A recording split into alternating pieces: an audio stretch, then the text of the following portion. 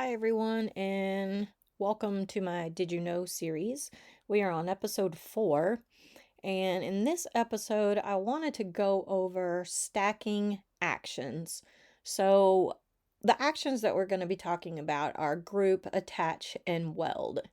And everybody, or okay, not everybody, but a lot of people think that you have to perform more than one action at a time, meaning they think that they need to group before welding or attach before welding or group before attaching, and that's just not necessary. There are times when you may want to do that, but it's not a need. So that's what I mean by stacking actions, performing one before the other.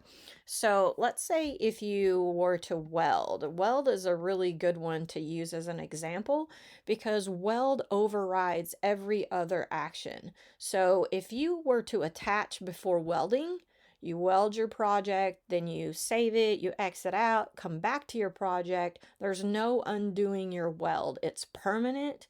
There's nothing you can do with it after it's been welded and you come back to your project. So the fact that you attached prior to welding, it has no effect. Attach has no effect if you are going to weld. So there's just no reason to take the time and attach it prior to that.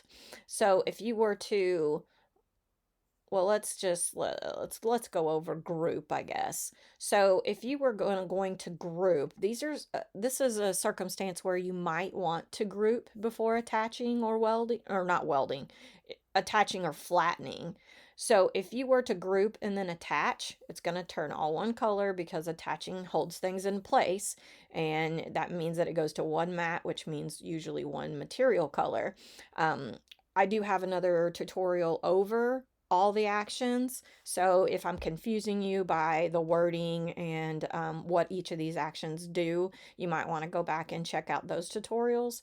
But if you were to attach or group it and then attach it, and then you go to make your project or whatever, you come back later and you detach it, your project is still going to be held together because it's grouped. So you're still going to be able to edit it together, resize it together because it's already grouped. So that's one reason that you might want to group before attaching. Same thing with flattening.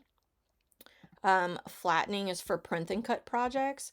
So if you were to highlight everything, group, and then flatten, then obviously we're going to print this on our printer. We're going to cut the project.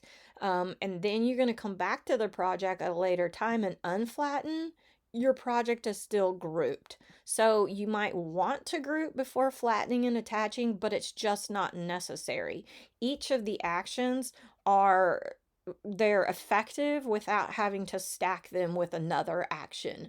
So attach works just by itself, just like it should. Flatten works by itself, just like it should.